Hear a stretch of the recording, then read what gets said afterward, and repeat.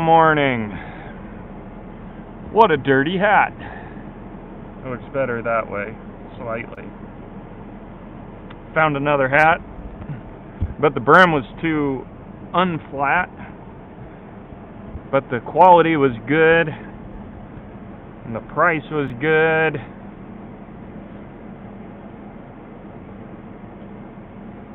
I don't know. Maybe I'll get it and I'll iron the brim and see. But that was in this really cool town I found. So I went driving around. There's all these little towns with really cool architecture because it's from, I don't know. I need to start finding out when this architecture was from because most places around here are older than back home. Back home, 1900 is old. Like a building from 1900 is old back home. But around here it should be older. So I found these little towns. I got the AC going. So all the windows are closed because it's 75 degrees. Anyway, I found all these old towns because I'm thinking about booking some comedy shows of my own. I don't want to, but I might. I can talk more about that later. I probably will because it's the main thing going on in my life. Alright, there. Got all the windows down and the air conditioning off. So I found these cool old towns where people are friendly and a lot of stuff going on, even though they're just like population of 5,000, 10,000. One of them was a population of 1,000. That one was really cool. A really cool bar, Main Street, brick buildings. It was really cool, but not much activity going on there. And but anyway, it's been a lot of fun. The last 2 days I went to these towns. Same towns both days. Hey, good morning, Chris. You said morning, Daryl, so I assume he's on here too. Tip my hat also. Good morning, Royce and Jennifer. Everything's going. I don't know what to make of it. And figured that's probably what I'm going to talk about because that's the main thing going on. I don't have a whole lot to talk about otherwise, besides that which is dominating my life.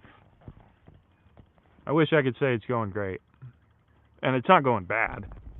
Not at all. But not where I'd like them to be. And let's see here. Howdy, Justin. You're not off at a Civil War event this week? Or was it civilian? I don't remember right now. When I just turned off my van, it said it was 75 degrees. Today's supposed to be the hottest day so far. Yesterday was overcast most of the day. And then we went for a drive in the afternoon, the hottest part of it, for poor Maddie. Poor fat Maddie, as I call her. She's the one that suffers the most from this. And so it said 75. It's supposed to be 84 today. And then it's supposed to start cooling off. However, my phone's kind of been up and down on that. It said it was supposed to be down into the 60s, and now it's got a rainy day with a high of 80. If that's real, I'm not looking forward to that. Because the humidity is excessive. Hey, good morning, Brad. Making coffee. I'm not making coffee. I took my propane out of here. So last night I made cold brew to soak overnight, and then this morning, because it's so warm now, it was only in the 60s last night, so I wake up, I don't even need hot coffee. I just made some cold brew, filtered it through my regular coffee maker. So that was kind of nice. I didn't have to cook anything. Daryl, I'm in San Marcos, Texas. San Marcos is about 30 miles south of Austin, for those who don't know. Jennifer, cool. Well, I'm glad you're excited to hear about it, because I wish I had more exciting stuff to talk about. Oh, no, you're asking Chris where he is. I see. Young, Arizona, formerly Pleasant Valley, had a population of 600 when I went there to film a movie about 2 years. All the local people were incredibly nice. Wait, so you're there now, Chris, or you were there? Brad says it's going to snow here, apparently. Brad is in Pennsylvania. Brad, I was at an antique store yesterday, and I saw an old photo of a guy from Pennsylvania. Now that I'm talking about it, I should have at least taken a picture of it. But thought about my Pennsylvania friends up there. It was a pretty good photo. Chris was there about 2 years ago. So, yeah, comedy is different here. The comedy scene, and that's the main thing on my mind because I gotta get going. When I left town, I missed out. I could have done a 3-show weekend. Granted, one of them was just hosting. Hosting's like only 10 minutes, but the other 2 shows would have been 30-minute set. No, Chris, he didn't. Brad, he didn't look much like you. Whoops, I'm not supposed to interrupt myself for comments. My bad, everybody. Brad, he didn't look much like you, but well, I don't know. Now that I think about it, dang it. See, I should have taken a picture of it. And yes, I'll drink 100-degree coffee at 100 degrees if I need. I'm almost out of propane, and so this was a way to save propane. Because no, it's not your fault. You don't need to apologize. I'm supposed to let the comments stack up, and then I go to them when I'm done. You guys aren't interrupting. Throw out all the comments you want, and then I just come back to them. That's what I'm supposed to do as a host, as a live video performer. I'm not supposed to interrupt myself. Somebody pointed that out to me, and then I went back and looked at it, and sure enough, they were right. It's very annoying to just interrupt what I'm talking about to go and hit replies to comments. So go ahead and comment all you want, guys, and then I'll just go back to them when I'm done talking. So, this thing's bouncing around, so I'm going to turn around. So anyway, see, now I forgot what I was talking about. My bad. That's why I'm not supposed to do that. Thanks to the keen listeners that told me that before. Yeah, so anyway, the comedy scene's different. Back home, I could have been doing comedy. I left and had some booked that weekend. I've had a couple people contact me since I've been gone. Although most of it isn't for my 30-minute set. I have a couple of hosting opportunities there that are fairly regular. And that are good opportunities because one's for a club, one's for a really good producer, as we call it in the scene. Producers are the people who put on comedy shows, like not at clubs. Clubs would just be a club owner or a booker, I guess, the people booking for the club. And then producer is the one who sets up shows. And so if anybody's familiar with the critical path, when you're doing something in life, like you have a goal, the next step that you need to make, the thing that is your obstacle or the focus, one way of looking at it's called the critical path. A construction boss told me this. I thought it made a lot of sense. Thought it was a good term. The critical path for me, so my goal is to perform my 30-minute set as much as I can, 30 or 45. I'm leaning more toward trying to get 45, 50-minute set shows so that I can put in my my music act, which people tend to like even more than my comedy. And anyway, that's my goal, to perform my long sets 2 or 3 times a week, 2 or more times a week, because by doing it all the time, that's where I get to work in new material, can weave it in and out as it works, and I don't have to go to an open mic, which is a long story as to why it's not as effective. But also, I get to just learn to relax, learn to perform better, learn to deliver my delivery better, get used to the tempo that I want to talk versus, oh, whoops, I did that one too slow, and now I got to wait another month before I get to try again. And so that's my goal, because then I can become a really good comic. The critical path for that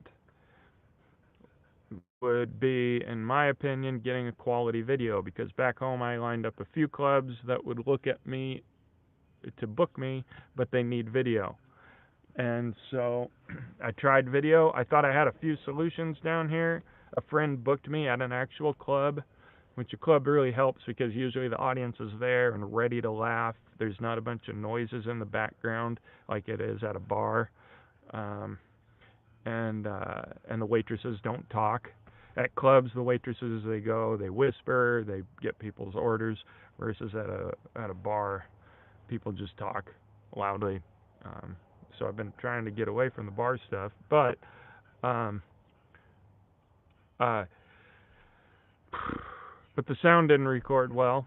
When I was at that gig, a friend put me on for 10 minutes. It could have been a pretty good video, but the sound was bad. And then the other one that I did for the whole Hey Bolstad show, which was perfect, great audience there. But what happened at that one?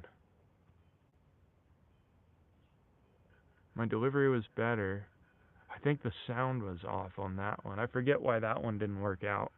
But it's like, I keep getting these opportunities that I keep thinking are solutions for that video need, and then they aren't working. So it's like, what's at work here? What's going on? And back home, I could set up my own show, and I've got a guy who's a professional videographer there who would record me for fairly affordable. And so it's really tempting to go back, even though I don't need that quality. My phone and my microphone would be fine if all the sound is good and the audience is good and my delivery is good. It's just so difficult for me to get something here. So that means I could be booking my own shows. That would be a different critical path if I chose to book my own shows. But then that goes against my anti-society lifestyle, and because the problem is, once you get into making money, it's like I've said before, money is like a cult. Like, you're either all in or you're out. I mean, right now I'm dancing a fine line because I sold my property. I'm living off of that money. And I've been thinking about how am I going to make a little bit of money.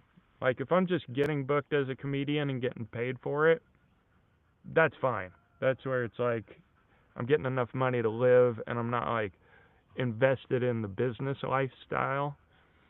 But if once I start booking shows, now it's more like, now I'm having to become a businessman and a comedian. And there'd be a lot of people who would say, well, you got to just buck up and do that. Make things happen for yourself, which I've done that a lot in my life. That would have been me saying that in the past. But post-American society me realizes how, like I say, you're in the business world, you're either all in or you're not in, because that's how it's designed. And I personally don't think that's how it should be. I mean, usually artists are way different than business people. Business people are not creative. They figure out how to be safe, how to be driven by what they produce. Well, and then even in business, there's the entrepreneur type versus the managerial type. The entrepreneur type is what it takes, and it's a different mindset, it's a different personality. I kind of have both. That's what's so difficult about me. I have a very strong practical, efficient side to me, and then I have an artistic, don't care about anything except the art side of me. And this is the whole thing wrong with Hollywood. We got people that care about money running it, while it's the artists that want to make it. And one of my favorite all-time movies is a movie called Once Upon a Time in America. It was done by the spaghetti western guy, the guy that did Good, the Bad, and the Ugly, Sergio Leone. And he was definitely an artist, and he came to America and to make his magnum opus, which was Once Upon a Time in America. I think he was making it 7 hours long, and then the stupid Americans that run Hollywood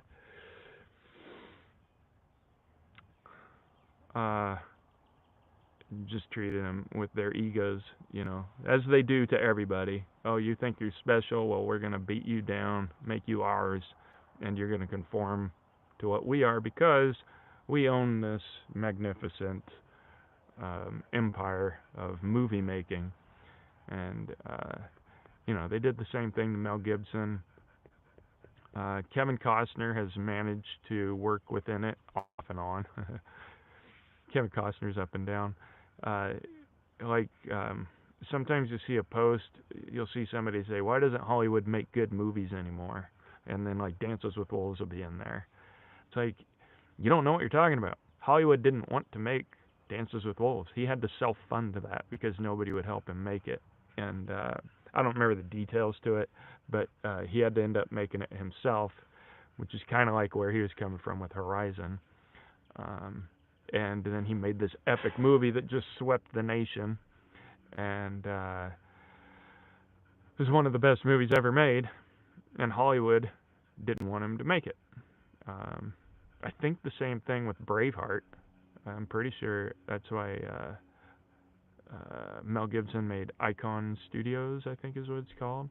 Same thing with the Passion of the Christ. However, I don't think the Passion movie was as good as Braveheart and Dances with Wolves. But point is, these guys are artists, and Hollywood didn't want them to do what they did. Sergio Leone making this amazing movie, but Hollywood beat him around, told him, you're going to be our little bee, and he ultimately made the movie, I think he made it 3 hours and 45 minutes, and then I'm horrible with the names. The mob movie guy, the American guy, Scorsese, bless his soul, went and found some of the footage and re-edited what Leone wanted to do. I think he made it 4 hours and 15 minutes or 4 hours and 5 minutes. Still not long enough. I watched that movie the first time, 4-hour movie, turned around and watched it the next day for 4 hours. I would have been happier if it was just a 7-hour movie. It's just amazing. And so anyway, I don't have that attitude that, oh, you artists, you comedians, if you want stage time, well, you got to create your own, because it puts you into the business mindset. And not everybody can do that. I could do it. I don't want to do it because I get obsessive about things, and I don't want to start obsessing about the business end of it. I might be able to do both. I don't know. I'm still debating, but I don't think that that's the right way. I think that business-minded people should set it up so that they can be successful and create an avenue for artists to then be creative. Like YouTube, that's what's great about YouTube. Any artist can start making videos. It's just a shame how much technology and business sense you got to have to make YouTube videos. But it's way better than it used to be, where you had to find some patron. Had to find a patron and do gay stuff for them so that they'd give you money. That's what Michelangelo and Leonardo and all those guys. I don't know about the gay stuff, but I think that was a big part of it. They had rich donors. Same with Picasso. They all had rich donors, and then the art industry manipulates everything to make them the best. Let's see. All right, let's go to some comments here. Gary Atkinson, morning from LA. Los Angeles or Louisiana? Rolling period correct rounds for Civil War reenacting. Awesome. Cool. Cartridges, right? Cartridges really ups the game right there. Daryl says maybe you need an agent to take some of your money and try to give you a job. I would be fine with that. I really don't care about the money. If I could make a couple $100 per show, I'd be happy because that'd be enough money to live off of. I've looked into agents. They're really hard to find at my level. They mostly go after the big level, the guys that have a big draw.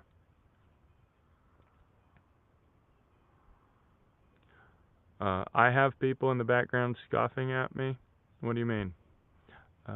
Jennifer says you need to do what is going to make you happy the whole way around, and your true followers will continue to flow as you chase your dreams. Yeah, that's true, especially as far as my YouTube goes. Brad says a lot of good movies are made on a shoestring budget without the big wigs. Yeah, there are some good independent films, but for one, they're hard to find. A lot of them go onto those sites like Free Movies and Tubi, where there's an advertisement every 5 minutes. Or they go to film festivals where they then can't release them to anybody else because they're hoping to get wide, like either remade with financial backing or widespread, what do you call that? Distribution.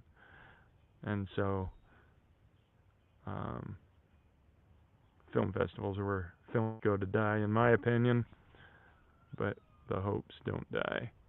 See, there's a big problem with needing to be big, needing to be famous, and that's kind of the big thing here. That's the issue. Craig asked if I've seen 1,000 Ways to Die in the West. Yes, it's hilarious. Great movie, except that it set off.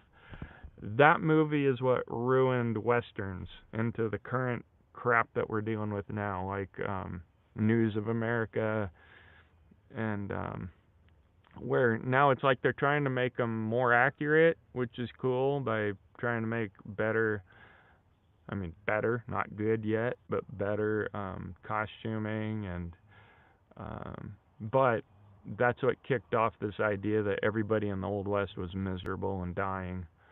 I can't stand watching those movies where everybody's morose and like they're a step away from death, and like, what are we doing out here? That's not the attitude, but everybody thinks that's what's so realistic now.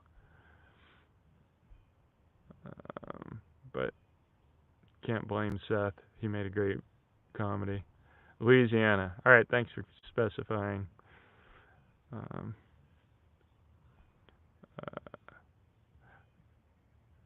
For my comedy shows vids. All right, Brad, just explain what you're saying. I'm still not tracking.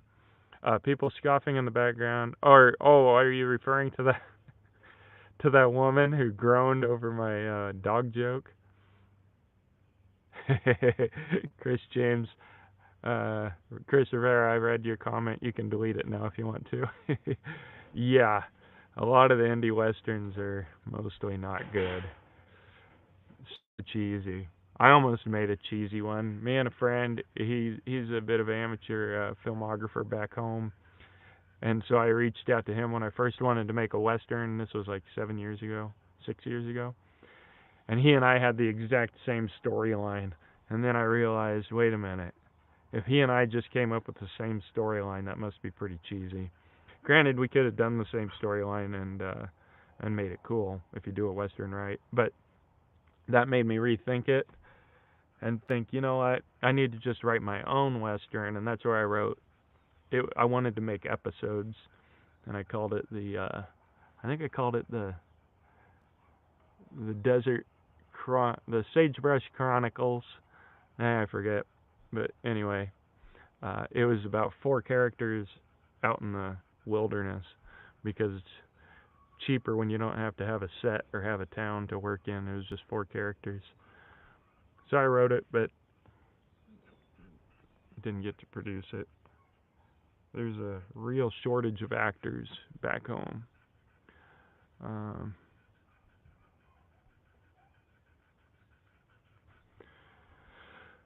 Yeah, so um,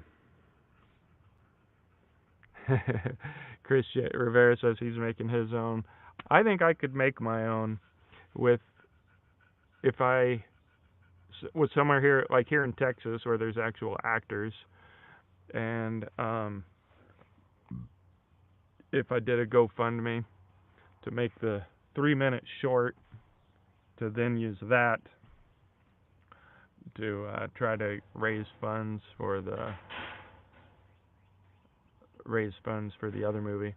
However, I don't know if it could be shot here.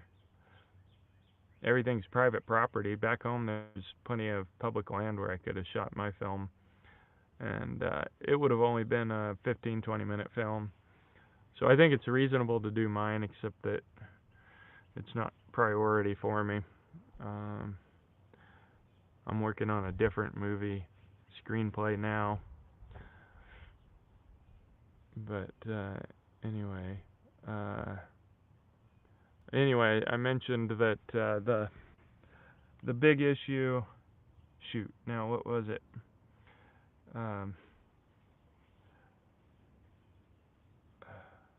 Oh yeah, the bigger issue is the need to be famous, and that's what we deal with here, big time, in Texas in the comedy scene, because of Kill Tony. Kill Tony, if you don't know, it's a show that is risen to becoming the biggest comedy show that there is. Besides, I suppose, if somebody comes out with a comedy special, like if Brian Regan puts out a comedy special, it'd probably get more views. But this is a weekly show, and it's the biggest thing going. And it has made some careers, which is a big deal.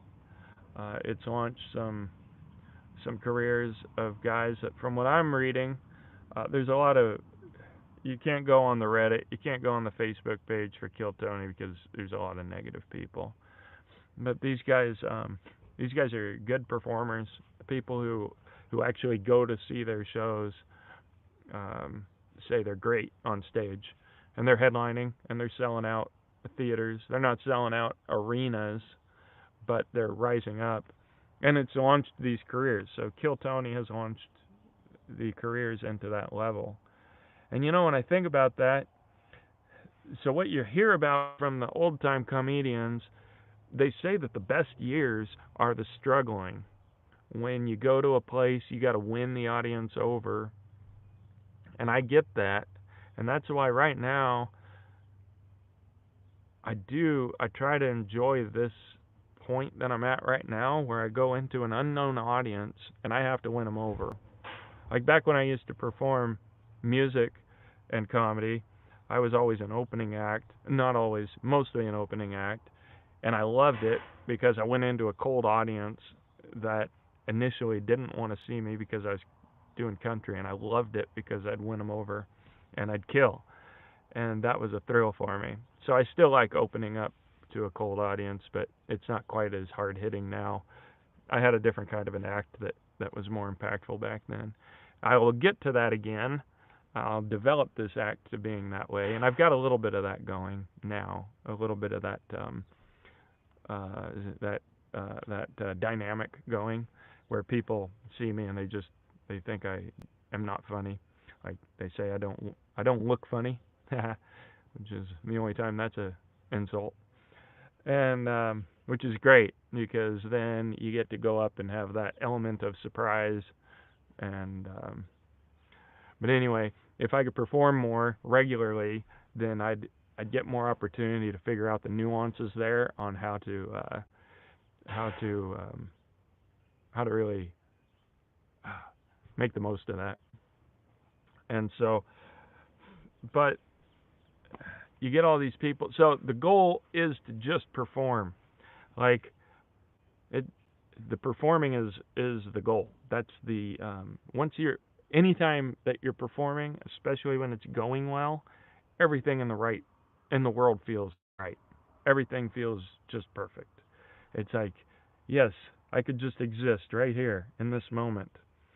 Uh, for those of us who enjoy performing, I don't know what it's like for people that have stage fright, but for me, it's like it's a great feeling. It's when everything feels good, it feels right, and then it's over. And and so it shouldn't matter like if I'm in front of an audience of 500. Obviously, that's going to be a bigger rush. Audience of 100 is good. Audience of 20 is kind of disappointing. But honestly, if you look at it as well, my challenge is to make this audience of 20 have the best time of their lives, or at least be in the moment where they're having a great time. And so when you look at the challenge, that's where a lot of the fun comes from. So it shouldn't be about, oh, I need to get famous.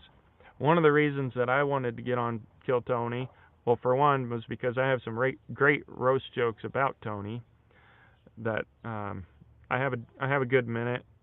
I think that Kill Tony's audience would enjoy my humor, and so that's one part of it is finding enough people that particularly enjoy my comedy, and like that's one of the ongoing goals.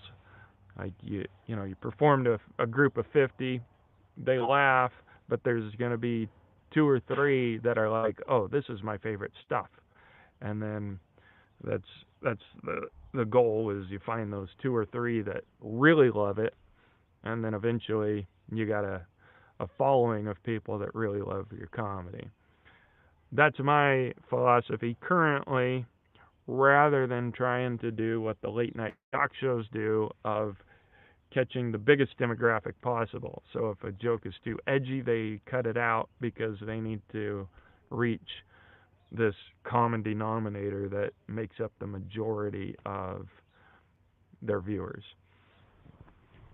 And then you get exceptions like Steve Martin, Brian Regan, where everybody just finds them funny.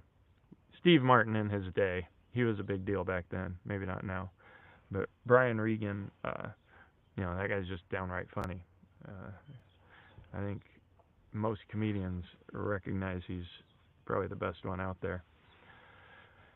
Uh, but anyway, that shouldn't be the goal. That's just because he happens to do clean comedy, and he happens to be hilarious.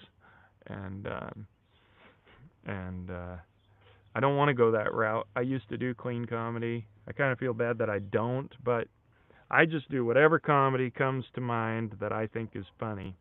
And a lot of people, and I like it when they say this, I didn't intend this at all, but I've had multiple people tell me that I have an intelligent sense of humor, or my comedy is like an intelligent type of comedy. That feels good to hear, but like I say, I didn't set out to do that because I just do whatever I find is funny. And by being into comedy, writing jokes and stuff, even though I wasn't doing stand up, but writing jokes for the past 30 years, it became pretty complex the way because it's like, well, I've done this kind of a joke. Hey man, good. Been doing this kind of joke. That's the normal setup. So now the twist is to do a twist on what people expect from a joke. So it got pretty eclectic there for a little while. Before I was actually doing comedy, where I was just saying stuff that I thought was funny.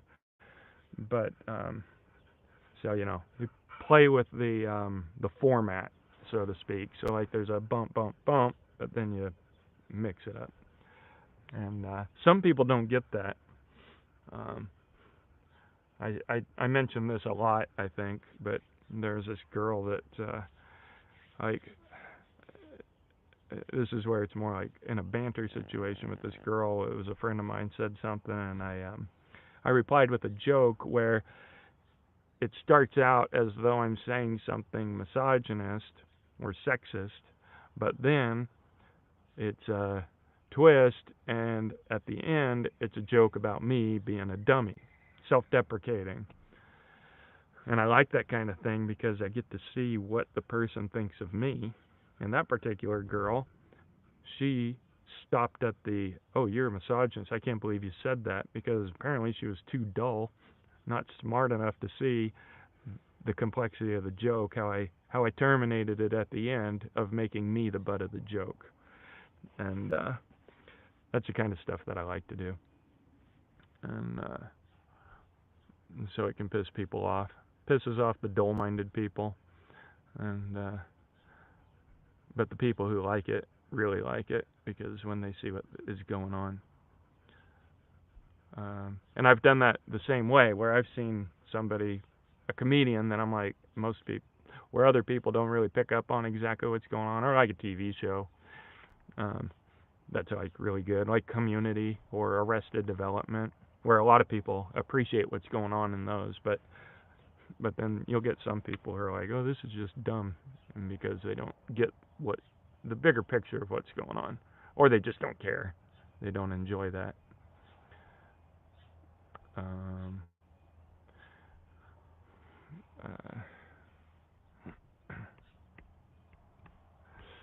all right, let's go to some comments. Yeah, Sandra Bullock owns a movie production company around Austin. Yeah, there's a lot of actors here. There's also a Facebook group that I'm part of Texas Western actors. So there's a lot of people that are already making Westerns. But I just don't want to focus on that project now. Craig Curtis says 10,000. I got 10,000 subs. Make comedy vids. Camping gone wrong. Yeah, I mean, that's not the kind of comedy I want to do. I like stand-up. I like being on stage doing stand-up. And I can't write on demand right now. When I was younger, I used to write. I used to write comedy stuff on demand. I can just sit down and write funny stuff. But these days, I can only come up with what just comes to me, and I'm working on that. But that's why I need to get out and do comedy. If I was doing it regularly and more in that mindset versus just hanging out me and the dogs. There's funny things going on with the brain that I think that being around it, being energized, and that's one of my arguments for going out and getting my getting shows going, because this is kind of the argument of why I should do it. Is the other day, Thursday, I decided, what the heck, I'm just going to go explore these towns. Once I got out driving, hit that first town, I was just excited to be out and exploring. And then yesterday I went back to two of the towns and walked around to the different bars to look at them, see if they'd make a good venue, and then see who I could talk to. And I got into some good conversations, had interesting situations happen, and I mean, nothing big, just being out interacting with people. And I think that can start to get my mind going in a different way that it used to go. It used to have more energy. I used to be really motivated.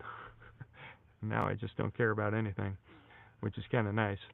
So that's the big philosophical question. Is it better to be involved in society and have this drive, or is the drive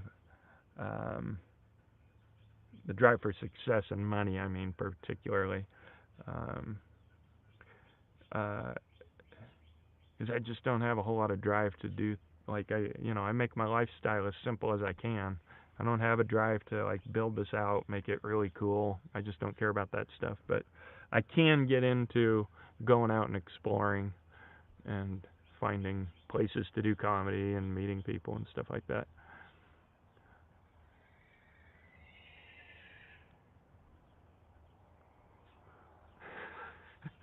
Brad says, yeah, everybody loves the camping gone wrong with crazy thumbnails. Is that a thing on YouTube that I'm not aware of? I mean, I know my videos were always about failing, but is camping gone wrong an actual thing? Brad says he's never scared out in the mountains, but I should be like, oh, I'm so scared, guys. Okay, yeah, I guess it is. Oh gosh. Yeah, I hate the stupid BS that is on YouTube. That's why I don't watch a lot of the. I don't watch most stuff. Like even the people. There's a guy doing an Old West building, and it could be so cool, but he never talks. And I don't know. Anyway, a lot of people like it though, so I guess I should.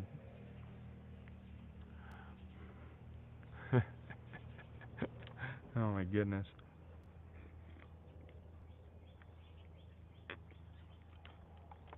Yeah, if I used YouTube just to entertain, then I could make up a whole bunch of funny stuff or fake stuff that apparently people would eat up, but I don't care to do that.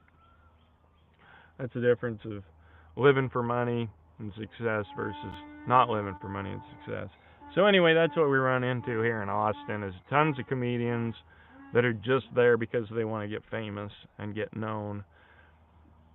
And I mean, I get that obviously the excitement of wow, now I get these opportunities to perform in front of 1,000 people.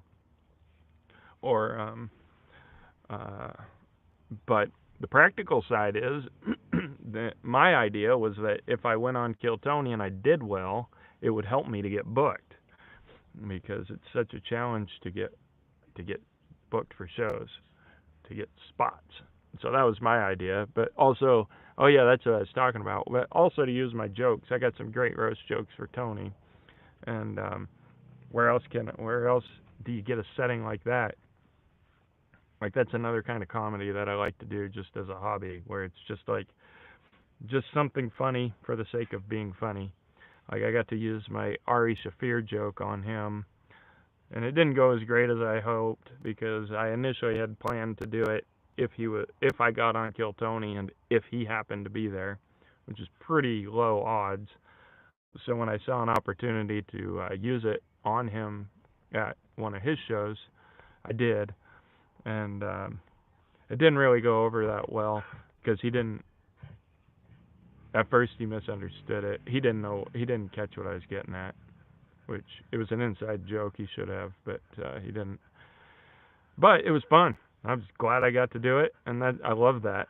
I love that I had a joke specifically for Ari Shafir. I don't think anybody in the audience even knew what I was getting at, but he did. Hopefully, he figured it out more later, and I got to do the comedy. Like I love that, and so that's kind of how I feel about the jokes, where it's like here's this show where the main guy likes being roasted. People like hearing him roasted, and I got some killer jokes about him. And so it's like this perfect setting to do something unique that can't be done anywhere else. Well, could maybe be done somewhere else, but I don't have the opportunity to do it. And so that's part of my drive to get on Kill Tony. Um, but having to put up with all the people who just want to get famous, like I was at an open mic in Austin, and it was painful. Like it's not even like oh these guys are so bad it's funny. It's just painful. Like and I mean I feel bad for some of the guys and but like there needs to be more of a focus on developing and like I've got 30 solid minutes. I don't think that most comedians in Austin can say that. And if they do say that, most of them, if they do say that they can do 30 minutes, it's probably not tested material that they've worked out a lot of the bugs and that they've situated it to make it into a flowing set. Might be like 30 minutes of jokes or material, but not like worked into a set that they've tested and that consistently gets laughs. I've got at least 30 minutes, maybe 35, and that's what I'm working on, and that's my goal, to work that up into an hour, maybe work it into 2 hours, so I've got 2 sets, 2 full 1-hour sets, and to develop myself as a headlining comedian. There's a difference between being a headlining comedian and just being a comedian. Headlining comedian is when you're really legitimately a comedian, because you can go in, you can control the crowd, you can deal with hecklers, you can win them over, and you're just really good at it. And so that's what I'm working toward. But in Austin, mostly what you get is people who just want to be famous, and they don't even have 5 minutes of comedy. And then, yeah, anyway, so this is what I'm dealing with. It's a big question. I've been trying to decide, well, should I just go home where I can be back on my property, my animals can be happy, I can be happy, and I can still book stuff back home, and I can even book stuff out here and come back. But that would give me time. I'd be able to make a good video back home, and work on my promotional stuff and start sending it out. And then if I did want to book shows, I could still do that back home too. So that's what I've been debating over. But the problem with Texas is there's a lot of friendly people. Back home, people are just so grumpy. It's not fun to be there. I keep bringing this up, but Texas reminds me of how life used to be back in the 80s, where cashiers were friendly and everybody was friendly. The people bagging groceries, we used to have people bagging groceries rather than acting like grocery bags are killing the environment and 8 cents solves the problem, and how everything's so cheap. And granted, they're headed this way too, but anyway, it's just not fun to be back there. People are uptight and grumpy, and down here, just people are fun. Just can talk with almost anybody when you go to town. It's and they're not grumpy. People working aren't grumpy. They're working a job. So I don't know how much that weighs on me, how much significance that has. All right, let's go back to the crazy YouTube videos that Brad's filling me in on. Yeah, there's all kinds of clickbait and crazy thumbnails on YouTube. People going out not knowing anything about nature, doing 8 hours or 24-hour challenges. Oh my gosh. 8 hours to me could be a normal day out hiking. And then people fall for that. I bet those videos get tons of likes and views. The viewing public needs to be more discerning. That's why I was talking about American Primeval. People got to quit tolerating that tripe.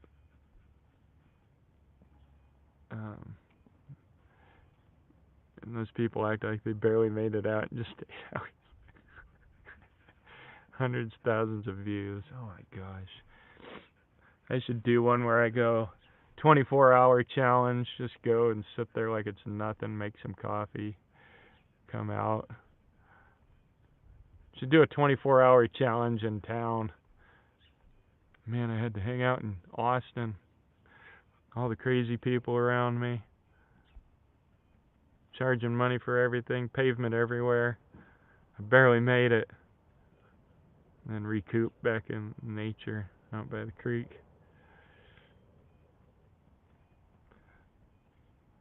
Gary Atkinson says at the moment he has a broken leg, can't do much. Oh. Yep. Might as well make cartridges and drink coffee and watch the live video. Make the best of it. Still going to Oklahoma. I don't know, Craig Curtis. So Here's the other thing. Okay, yeah.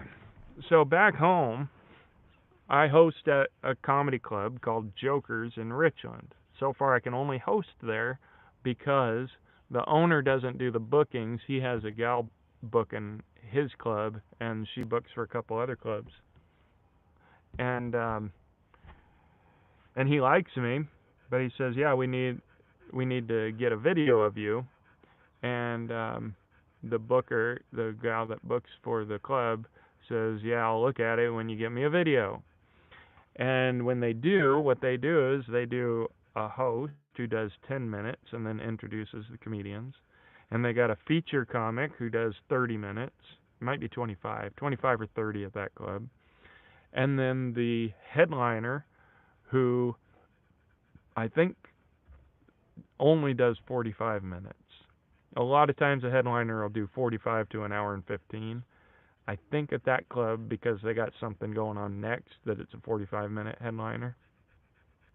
And so, to me, that was my introduction to what clubs do. And the club in Spokane and Tacoma, I believe they do the same thing. They book a headliner and then they book a feature act. Like, to me, that's just normal. That's what you do for weekend shows. And a lot of the producers do the same thing. Like my friend who has booked me for my feature act, he books a headliner and then he books a feature and maybe a host. A lot of times at those self-produced shows outside of comedy clubs, it's just a um, headliner and a feature and maybe a 10-minute guest spot. And so to me, that's just how it works. And so I came down here and I saw all these comedy clubs and here's how you submit. But because, I don't know, I guess it's because it's so saturated with so many comedians that these clubs have learned how to just make money off of comedians. So comedians come in and do their own shows, and that way the club just takes a cut and makes money off of drinks, and they don't have to put out any money to pay comedians. And also I think maybe the feature spots are more coveted. I don't know. I'm still figuring it out, but that's why when I started seeing all these clubs, I thought, well, if I could get my marketing packet together with a good video, I can start getting booked. Um, but now I'm learning that maybe these clubs don't do that so much like I've seen back home. And like a lot of times on a Friday or Saturday night, they'll do it's called a showcase. That's where like somebody gets with the club, says, "Hey, I want to put on a show," and then they market their own show, and they put on 5 comics that do about 10 or 15 minutes each. Or maybe they come up with some kind of a gimmick where there's some kind of competition going on or whatever. So, figuring out the scene. That's why then I met this guy. He's been doing his own shows. So he books 2 or 3 shows a week for himself, and he either does 40 minutes of his own and then 40 minutes with the guy he's touring with, or he just does just himself. He goes on and does over an hour. He's been doing it for 8 or 10 years, and he has 4 hours of material, and so he can do over an hour. I would need to have another comedian. And so that's what really got me thinking of just booking my own shows. But I don't know. There's a lot to it. There's a lot of risk. Maybe only 20 people show up, which I wouldn't mind. I mean, doing a show for 20 people is still fine. Um, but anyway, this is kind of a downer. I don't know. I feel like it's a downer. Maybe it's really interesting. It's just what I'm dealing with. And I thought, my gosh, for this live video, I'm not going to have a whole lot of interesting stuff to talk about. But just talking about what's going on. It's supposed to cool off, and that's fortunate because I don't have an air-conditioned place for the dogs yet. Poor Maddie is the one who suffers. The rooster seems to be doing fine. So yeah, Gary Atkinson's, yeah, I can't do much, just got all my gear set up for a campaign event, and then I broke my leg. Oh, dang. At work on the 4th of January. Well, hopefully it's healing up okay.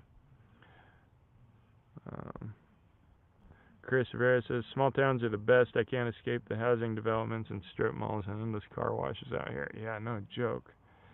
However, that being said, in Phoenix, there are places you can get away to the desert for 30 minutes away. I mean, depending on where you're at in Phoenix. But on the Apache Junction side or on the Goodyear side, I've got spots that I can go to get away, stay in the desert. And as I've said, it's funny how Phoenix, I watched the weather there. The weather's been perfect this whole time. 40s at night, 60s in the day, maybe 70s in the daytime. While I've been over here, either really cold or really hot.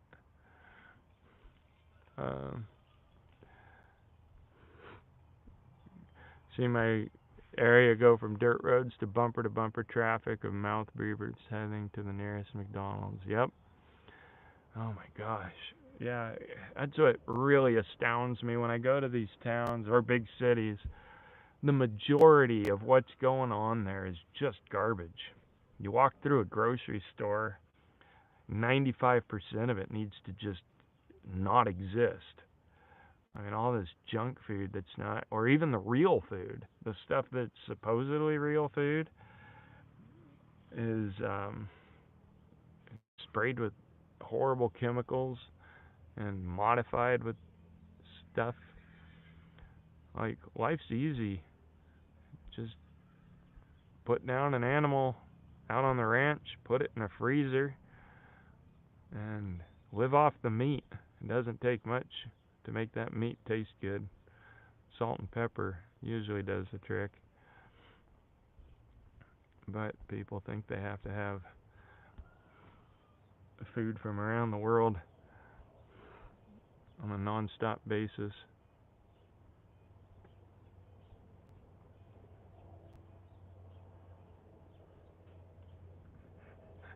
Dead Wolf Resistance says, "How I just completed the 10 years in a travel challenge." I know you're enthusiastic about that. I don't know what you're talking about. You mean van lifing, Dead Wolf Resistance? And there might be a couple typos in there throwing me off.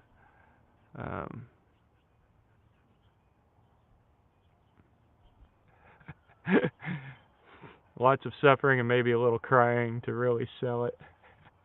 Yeah, maybe I should be crying about this. Oh, this is how difficult Texas is. I don't know what to do. Make it really dramatic.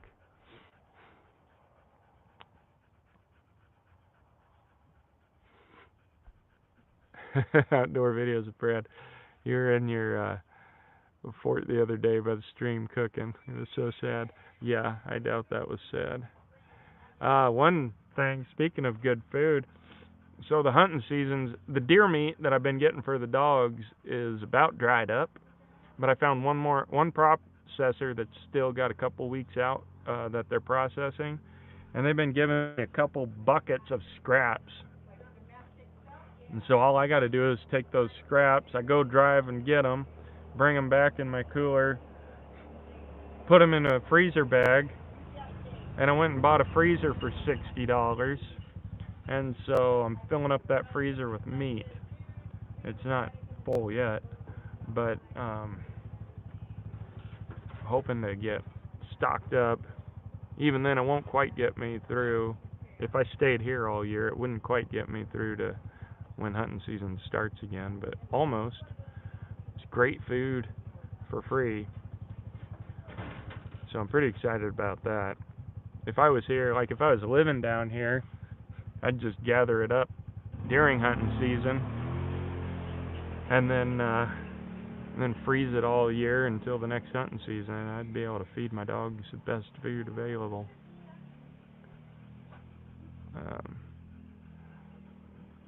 Jennifer says, going back home sounds easier for the moment, especially for animals, etc., until you figure out more. Yeah, it really does. The funny thing is that it just almost seems like here's the thing to do. Practicing that practicing that intuitive living where the wisdom of God, where it may not look like the right answer, but it is the right answer. I don't know. That's why I'm struggling on, not really struggling, like everything's fine, but that's not going to get me views, but just in figuring it out, figuring what to do. So that's why I'm exploring the idea of booking my own shows, and that way, like, if I could put together 3 or 4 shows, that would make it worth sticking around, and then that would give me time. But also, I got to get this van. They want to remodel this van, and then I have a place to stay for a couple months with air conditioning, and that would give me enough time to start generating a little money so I could build my own little cabin or find a property. I don't know if they want me to put up a shed here that I can insulate myself, but I might get enough connections, or hit the road, or just hit the road and then not need a place to stay. But Fort Worth is different than where you are, more western, different crowd. Try it before you go home. Yeah, I'd like to see Fort Worth. I just really have a hard time with these big cities, and I mean, I hear what you're saying, but everything is geared around making money. It's not like Lukenbach is a great example. Lukenbach has this saying, everybody's somebody in Lukenbach, Texas. And I know what that means, even though I didn't really get to experience Lukenbach in its heyday. First time I was there was in 2017, and where it was still more of a quiet place. But I've heard enough stories. I've talked to local people who have been in Lukenbach, the last 40, 50 years. The old timers. And it was like a place where people could just go and be welcomed and just relax and do their thing, do whatever their thing was. And, kind of like that old, I mean, I don't know that it was hippie. I don't think it was hippie. Texas has its own flavor here. But like in Seattle used to just be a place where weird people could go and feel at home.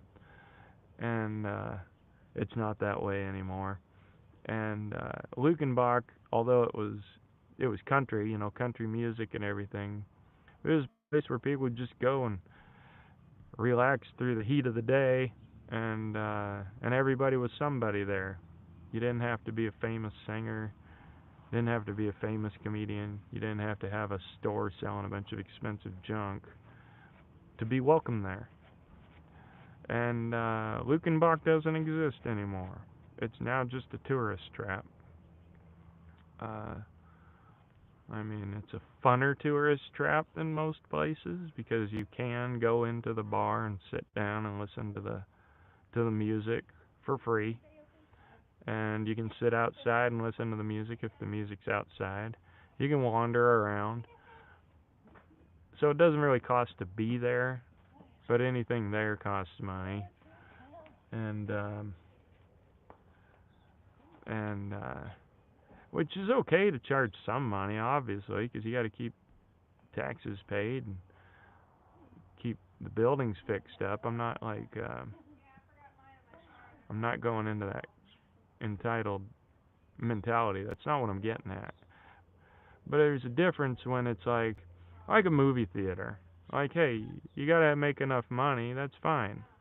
But when you're charging $15 for a ticket, and now the only food there is the only food you're allowed to have, and therefore popcorn costs $8 for a small. It's like, okay, now it's not about the customer. This is just all blatantly about these people making the most money possible. And that's when a lot of people won't pick up on this, and then there'll be a lot of people who, well, it's just how you make money. A bunch of cynical people that have no emotions except for trying to make themselves sound smart and tough. But it's just not what life is about. We are a community of people, And life is about interacting with each other. And that's why we go to these social things. And that's what it should be about. And if somebody's making some money, that's great, because that makes it possible to do. But when it's all about making money, like these stupid videos we're talking about, where it's about creating drama even though it's not real, just to get likes, and then probably advertising on it. I don't know. Um,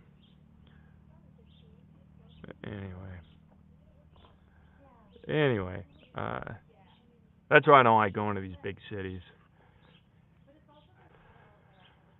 Canvas bedroll down by the lake. Yep, Christopher just topped it there. That's the solution on your guys' little thing.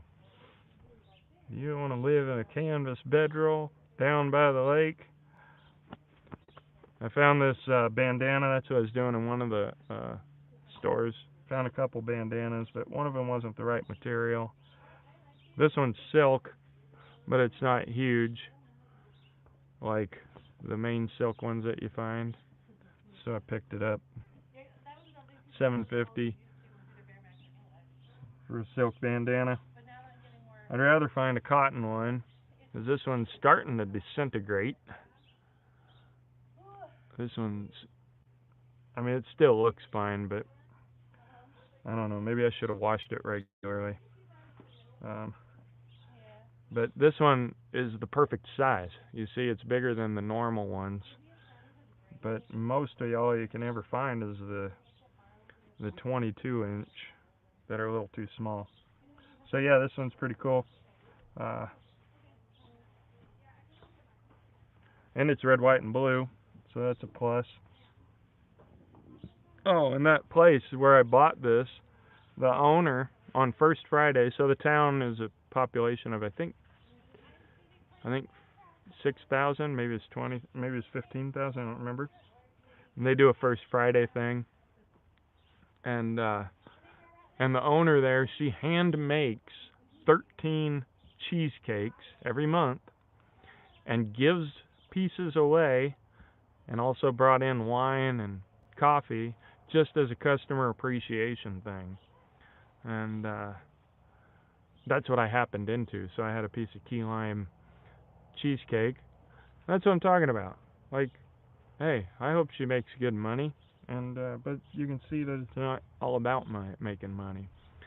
And it wasn't a gimmick. Like, she could have just gone to Costco and bought a bunch of crappy cheesecake. And she handmade it all. Like, that's what I'm talking about. That's like life. Yeah, these silk ones are harder to keep, but this is a cool bandana. Only $7.50. So pretty happy about that. That was a good find. Yeah, it happened to be First Friday in that town. A lot of activity.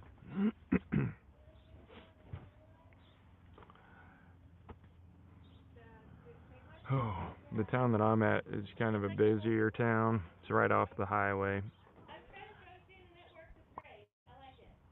That one falling apart has character now. Yes, it does. It's just that I don't know how long the character is going to fall apart. It's kind of ragged, so I never untie this. I just loosen it, pull it over my head, and hope it doesn't disintegrate. But like I say, I wish I could replace it. I don't know why there's not a company making these. It's like the normal 22-inch one, kind of pretty much like that in design, but it's, I think, 26-inch. So, fashioning a bow tie. Oh, really? Well, I'm not going to do that, but maybe when I come back through Arizona, you can show me. $25 up here in North Dakota for a good silk. But you're probably talking about those, what we call tablecloths, aren't you? I mean, this one was used, that's why it was so cheap. But yeah, $25 is normal, but they're always so big. Cut up some old shirts. Actually, I've been thinking about going to Well, I thought about ordering it by the yard, just getting a yard of material, cutting it down to the right size, and having somebody stitch the edges, just to make my own. But I'd rather, but then it's like a pattern that's for a bigger material. I like these because the design is designed for the size, like it's an actual bandana, not. But once it's rolled up and worn, it doesn't matter so much. So that'll be my solution then. Yeah. So that's the dilemma, figuring out whether to stick around. I mean, the thing is, might be going through some new stuff here, new character development, new growth, and that's why I'm here. It's kind of what I feel like is going on here, and why it might be why it might be important to stay. But so I don't know. Maybe I'll book a couple of shows and give it another month and see what happens. We'll see.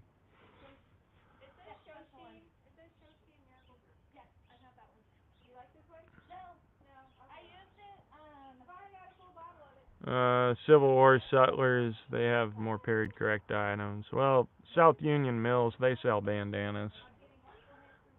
What's frustrating there, a lot of them, the size that I want, they're all rectangles. And the rectangles are kind of annoying because the most annoying part of the scarf is, where the points come out. And then on those rectangle ones, then there's 2 points to deal with. And that's what I thought. I'll just go make my own, get it the right size that I want, and make it square. I've even wondered about making it so that the two sides are thinner, so that it's not bunched up as big. But I don't know. I might try that. Might give it a try. So anyway, yeah. When the weather's hot like this, that makes it particularly difficult. If it cools down through February, that'll be a big help. The days are still short. The days are getting longer here. There's still an hour longer here than back home. And that was what's depressing back home, is when it's cloudy and short days. So that's why, like I say, I might try to book a couple shows and stick around here and give it a month and see. I don't know though. Anyway, I feel like this is such a downer, but I can't say what's interesting. Who knows what's interesting? Just got to do it. Real reality TV, 1 week at a time. I think I just heard my rooster. I think he's walking up here. I have to drive up here where I've got Wi-Fi, because outside of the Wi-Fi, that's really bad service around here. And I think I hear the rooster. He might be walking up here again.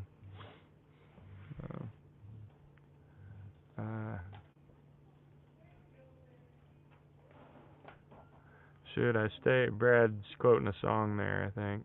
Should I stay or should I go now? Stanley York says he buys a yard of material and makes his own. Yeah, that's the way to go. Yeah. Yep. That's the way to go. Alright, well, I'm running out of things to say, but I think I've filled y'all in adequately on the dilemma. What's going on? I would really like to have a spot. Kind of disorganized. I got half my stuff outside, half of it in. So I'm not fully in the van right now. But also, because I'm gutting this trailer, so that she's going to remodel. For those of you who don't remember, it's an old travel trailer. So anyway, alright, we'll just put this to an end here. Let's see, Garrett Atkinson's. I get them from South Union Mills as well, but I get my wife to stitch them up and make it how I need. She also hand sews a lot of my kit. Yeah. Yeah, that's fortunate. That's the way to go.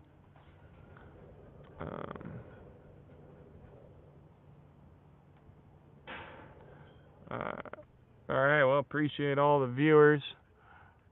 Everybody chiming in. Dead Wolf Resistance, I keep forgetting. I know who you are. You said something earlier that I was wondering about. I think I asked you. I don't know if you saw that. Alright. Everybody, thanks for watching. Hopefully I got some better news next week to report. But things are good down here, and I hope all y'all are doing really well. Keep optimistic and do something outdoors, and always remember, life's a lot more fun over on the wild side. Over and out.